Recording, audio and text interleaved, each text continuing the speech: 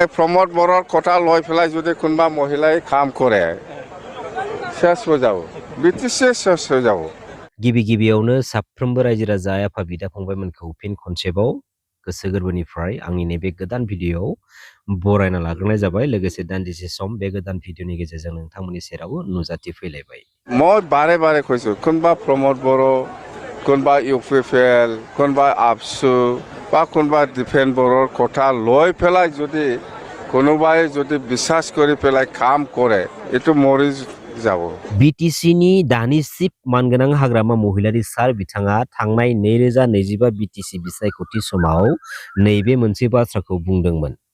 सुक्ति खालामखांनायनि उनाव मानसिया जेलाव थायो बबे सुक्तियाव नुफेराखै बबे दुनियाव बबे सुक्तियाव नुफेरा सुक्ति खालामनायनि उनाव मानसिया जेलाव थायो जोंथ' बेबायदि नुफेराखै आलायमारिथो दाबो सुक्तिया जाना थां दाबो मानगुदिया। बेराफारसेथिं बर' माहारियारि आफाद दुलाराय बर' फरायसा आफादनि बारग' आफादगिरि बा जोंनि बिटिसि काउन्सिलनि बारग' CEM मानगोनां प्रमोद बर' बिथां दिनै मानगोनां प्रमोद बर' बिथाङा NDFB खौ लानानै बानायनाय बिटिआर पिस एग्रिमेन्टनि गेजेरजों खायदा बोराय बाहायनानै नाथ्रोद नुथ्रोदैब्लाबो सोरनिबा आथिं हमनानै सोरनिबा आखाइ हमबाय बायनानै बिटिसि काउन्सिलाव CEM नि चेयाराव जिरायनानै जोंनि बे बिटिसि काउन्सिल गभर्नमेन्टखौ 5 इयार्स सालायलांनो खाबु मोनदोंमोन। 5 इयार्स जोंनि बे बिटिसि काउन्सिल गभर्नमेन्टखौ सालायलांनो मोननाय मानगोनां प्रमोद बर' बिथांमोननि दैदेननाय इउपिपिएल पार्टिया थांनाय 2025 बिटिसि बिसायख'थिनि गेजेरजों गासै मोन 7टाल' सिट देरहासार खालामनानै रायजो राजानि सिगाङाव जाबायदि रिजाल्ट दिन्थिबाय जोबोद माने साननो गोनां बाथ्रा। आरो बेराफारसेथिं बावैसो सान सिगाङाव जालांनाय जा आसाम विधानसभा बिसायख'थि मानगोनां प्रमोद बर' बिथांमोननि दैदेननाय इउपिपिएल पार्टिया मोनसेबो देरहासार खालामनो हादिया बेबो जोबोद सोमोनांथाव बाथ्रा। आरो बेनिख्रुइबो बांसिन सोमोनांथाव बाथ्राया जाहैबाय मा दुलाराय बर' फरायसा आफादनि आफादगिरि बिबानाव थानानै दिलीप सयखियाखौ देरहासार होनांगौनि थाखाय हेलिकप्टाराव गाखोलायनानै दरं अदालगुरि डिस्ट्रिक्टनि बर' रायजो राजा आफा बिदा फंबायमोनखौ भट थुनानै देरहासार होहरनो खावलायहैग्रा मानगोनां दिपेन बर' बिथाङा दुलाराय बर' फरायसा आफादनि आफादगिरि बिबानखौ एंगारनानै इउपिपिएल पार्टियाव पलिटिकेलि आगान होफैजेनदोंमोन। नाथाय जागायजेननाय जा पलिटिकेल केरियार मानगोनां दिपेन बर' बिथांनि जागायजेननाय समावनो लाथिख'। बिटिआर बायदि पिस एग्रिमेन्ट खालामखांनायनि उनावहायबो मानगोनां रन्जन दैमारि सारखौ माबोरैहाय मानि थाखाय मा जाहोनाव जोबथेसालियाव दोनहैफिननाय जाखो। मानगोनां रन्जन दैमारि साराबो बिटिआर बायदि मोनसे पिस एग्रिमेन्टनि सासे सागानगिरि आरो बिटिआर पिस एग्रिमेन्ट जाखांनायनि उनावहाय बिटिसिनि बारग' चिफ मानगोनां प्रमोद बर' बिथाङा मोनसे कनफारेन्सनि मोनसे मिटिंनि गेजेरजों जौस्राङाव गाखोनानै बुंदोंमोन नै रन्जन दैमारि सार बिथाङाबो बिटिआर पिस एग्रिमेन्टनि गेजेरजों उदां जाबाय होननानै। नै रन्जन दैमारि बिथाङा जेलाव दङमोन बे सुक्तिनि गेजेरजोंनो बिथाङाबो ओंखारबाय गोलाव सम खस्थ' मोननांबाय बिथाङाबो बर' हारिनि थाखाय जेल जानांबाय। दा दिनै सोरबाया सोरनिबा नंखाय बाथ्राखौ रायजोनि सिगाङाव नंगौ बायदि फोलानानै गावनि माखासे मुलाम्फा लानो नाजानाय गावनि माखासे पलिटिकेल क्रेडिट लानो नाजानाय बे नंखायै गावनि माखासे पार्सनेल मुलाम्फा लानो नाजाग्रा बै लिडार्सफोरनि बै सुबुंफोरनि जा मोनसे हाबिलास जा मोनसे सिमां बियो सा ससेयाव थेर बेथेर जायो। खारन सानसे समाव बिनि सैथोथिखौ बयबो हमदांनो हायो। आरोबाव लोगोसे NDFB फाउन्डार गायसनगिरि मानगोनां रन्जन दैमारि सारनि जोबथेसालियाव थानाय बाथ्राखौ लानानै बर'निनो गोबां माखासे इन्टेलेक्सुयेल आधा खावनिया इन्टेलेक्सुयेल लिडार्स दैदेनगिरिफ्रा रायजो राजा आफा बिदा फंबायमोननि खर' मेलेमाव गोसो मेलेमाव माखासे नंखाय मेसेजफोरखौ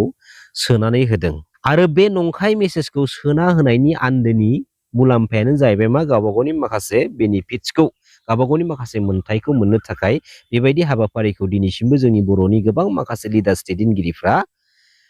मावबाय थायो। आरो बे बिटिआर एग्रिमेन्टनि सासे आरो बे बिटिआर एग्रिमेन्टआव सिगनेचार साइन खालामनो थाखाय मानगोनां रन्जन दैमारि सारखौ दान मोनसेनि थाखाय जोबथेसालिनिफ्राय उदां खालामनो हादोंमोनब्ला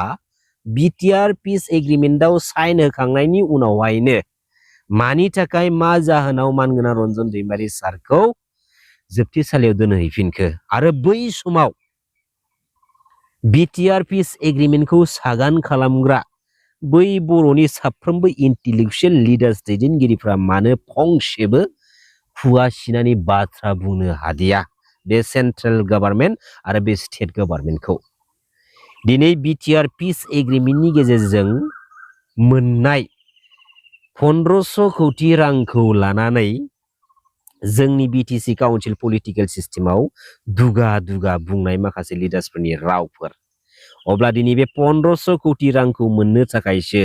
मानगोनां एनडिबि ब्रादार्समोनखौ थगाय थसि खालामनानै बे बिटिआर पिस एग्रिमेन्टखौ खालामनाय जादोंमोन नामा बे बिटिआर पिस एग्रिमेन्टनि गेजेरजों मोनबोनाय बे 1500 कोटि रांखौ जोंनि बिटिसि बिटिएडि बिटिआर ओनसोलनि माबे माबे डेभेलपमेन्टनि खामानियाव बाहायनाय जाखो बे सोंथिखौबो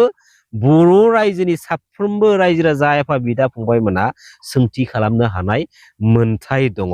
दिनै एसेबां गुलाय गुजाय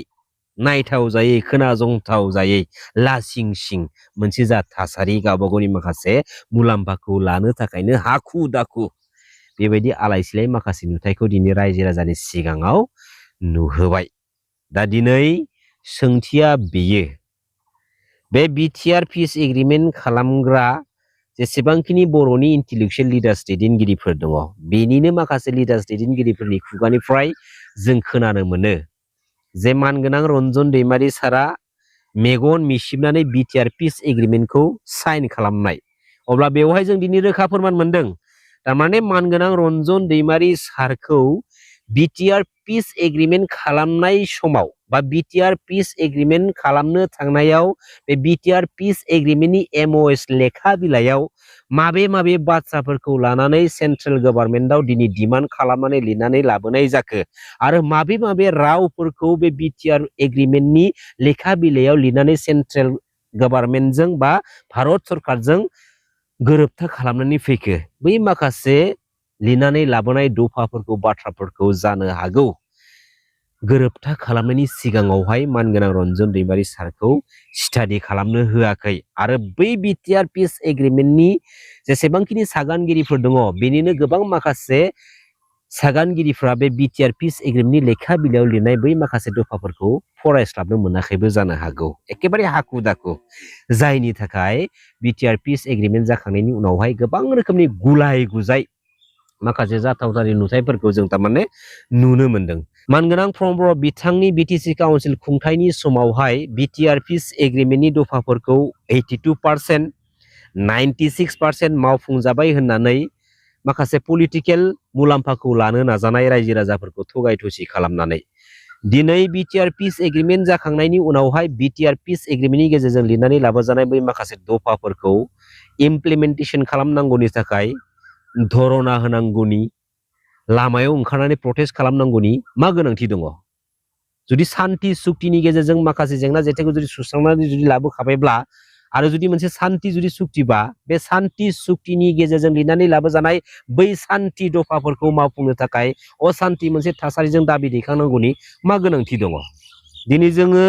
बर' हारिया जुदि सोमावसारनांगौब्ला राजा लामायाव जुदि ओंखारनानै जुदि बाथ्रा बुंनांगौब्ला जोंनि हारिनि आद्रा जानानै थानाय जा सिमां जा थांखि सेपारेटिस्ट बड'लेण्ड सोरजिनायनि बे माखासे इस्युखौ लानानैसो जों दिनै राजा लामायाव ओंखारनांगौ बे माखासे आद्रा जानानै थानाय इस्युखौ लानानैसो जों दिनै प्रटेस्ट खालामनांगौ